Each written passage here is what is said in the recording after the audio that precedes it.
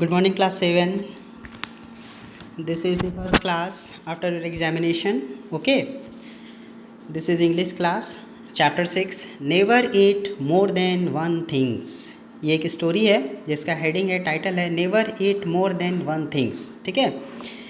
I caught sight of her at the play and in answer to her beckonings, I went over during the interval and sat down beside her.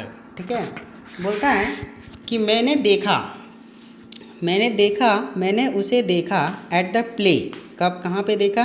Play में देखा. ठीक है.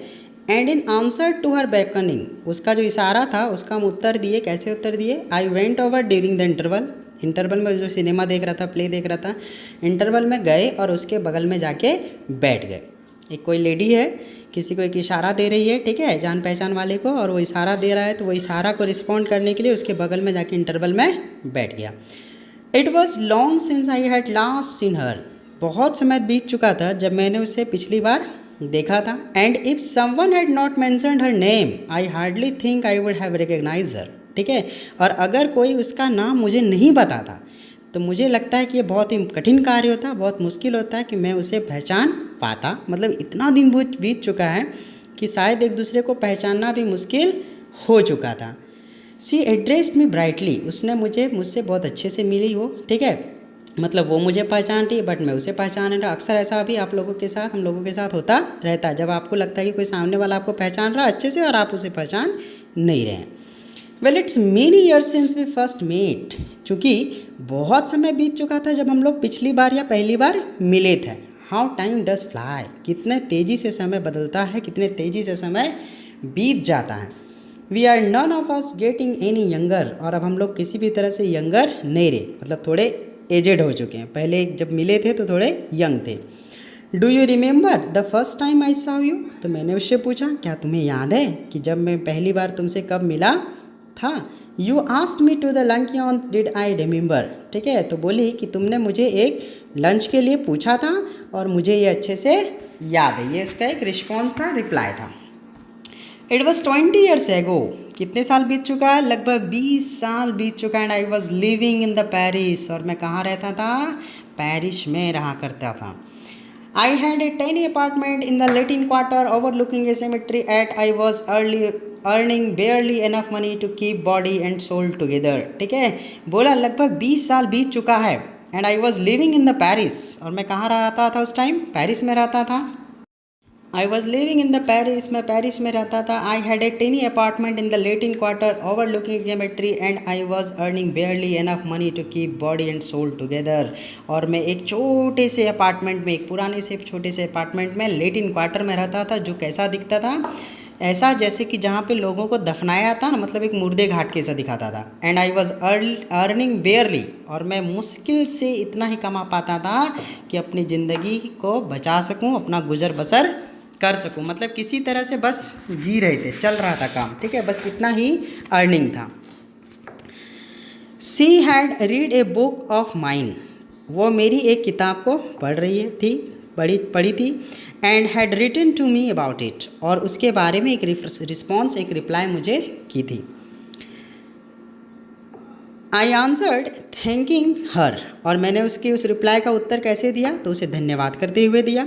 And shortly I received from her another letter saying she was passing through Paris and would like to have a chat with me. और उसके बाद एक reply क्या आया कि वो पेरिस से होके गुजरने वाली, मतलब पेरिस आने वाली है, वहाँ से होके कहीं जाने वाली है. ठीक है. तो वो मुझसे एक बार मिलना चाहती है और कुछ बात करना चाहती है. ठीक है. But her time was limited and the only free moment she had was on the following Thursday. ठीक है. But her time was limited, लेकिन उसका जो समय था बहुत कम समय के लिए वो पेरिस में है. ठीक है. And the only free moment, और सिर्फ जो खाली समय है वो क्या है? She had was on the following Thursday, और आने वाले थर्सडे को वो थोड़े समय के लिए क्या है? फ्री है. She was spending the morning at the Luxembourg and would I give her a little luncheon at the Foyot's afterwards. ठीक है. वो वहाँ पे अपना जो सुबह है वो लक्समबर्ग में स्पेंड करने वाली है, और वहीं पे मैं उसे थोड़ा सा, एक फॉर्मल नाश्ता नहीं होता, एक फॉर्मल लंच, वैसे उसे दूंगा. किस जगह पे? Foyot's afterward. Foyot's restaurant at which the French senators eat, and I was so far beyond my mean means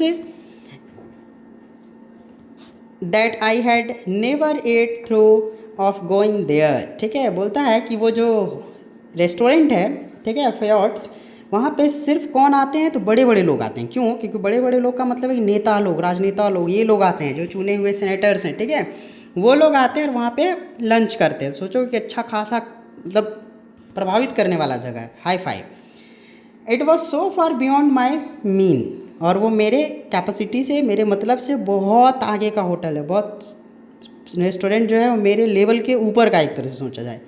I had never enough thought of going there, और मैंने कभी वहाँ जाने के बारे में सोचा भी नहीं। इतना हाई फाई, इतना कॉस्टली जगह जहाँ पे बड़े बड़े लोग आते हैं, वहाँ पे जाने के बारे में मैंने सोचा भी नहीं है। उस रेस्टोरेंट में मैं जाना भी नहीं चाहता था। Okay, but I was flattered and I was too young to have earned so to say no to women. ठीक है, बट आई वॉज फ्लैटर्ड, लेकिन मैं एक चापलूसी बोलो, एक फुसलाने का आइडिया बोलो, किसी को सम्मोहित करने का एक, ठीक है, and I was too young to have earned to say no to women. ठीक है, बोलता है कि जैसे फ्लैटर था, be pleased because someone had made you feel important. आप जब किसी को इम्पॉर्टेंट मानते हैं तो आप क्या करते हैं कि उसका सेवा सत्कार, उसके प्रति अपना आभार प्रकट करना, अपना रिस्पॉन्सिबिलिटी, अपने ड्यूटीज़ को दिखाना, ठीक है, ये सब हम लोग करते हैं।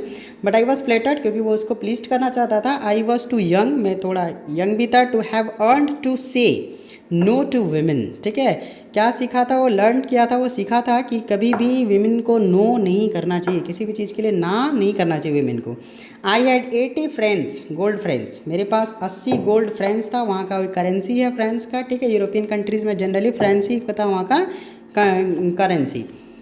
To last me the rest of the month and I modest and a modest luncheon should not cost more than 15। ठीक है, मेरे पास लगभग 80 फ्रेंड्स था और उस मंथ में उतना ही 80 फ्रेंड्स मेरे पास बचा हुआ ही था। ठीक है, और एक अच्छा खासा लंक्योन करने के लिए, एक अच्छा फॉर्मल लंच के लिए जो है वो मेरे अनुसार 15 फ्रैंक से ज़्यादा का नहीं आना चाहिए। मतलब उसका कॉस्ट का वो अंदाज़ कर रहा है कि लगभग 15 फ्रैंक में एक अच्छा खासा लंच हो जाएगा। ठीक है, if I cut off coffee for the next 2 weeks I could manage well enough. और मैं, अगर वो एडजस्ट कर रहा है, एक मिडिल क्लास फैमिली के साथ ये प्रॉब्लम है, अब वो एडजस्ट क्या, अगले 2 हफ्ते के लिए मैं अपना अगर कॉफ़ी बंद कर दूँ तो फिर ये मील, फिर ये लंक्योन है, जो फिर फॉर्मल लंच है, ये क्या हो सकता है, एडजस्ट हो सकता है। मतलब मेरे पे बर्डन नहीं होगा, मेरा एक्स्ट्रा खर्च में हो जाएगा नहीं। ठीक है, तो वो इम्प्रेस करना चाह रहा था उस लेडी को, ठीक है, और उसके वजह से वो इतना खर्च करने के लिए तैयार है। वो एक बहुत बेहतरीन से रेस्टोरेंट में, जहाँ पे नेता लोग आते हैं, जहाँ पे हाई फाई लोग आते हैं, बड़े बड़े लोग आते हैं, उस जगह पे जाके वो खर्च करने के लिए तैयार है। ठीक है, अब नेक्स्ट क्लास में इसके आगे की स्टोरी को देखेंगे। Okay, thank you.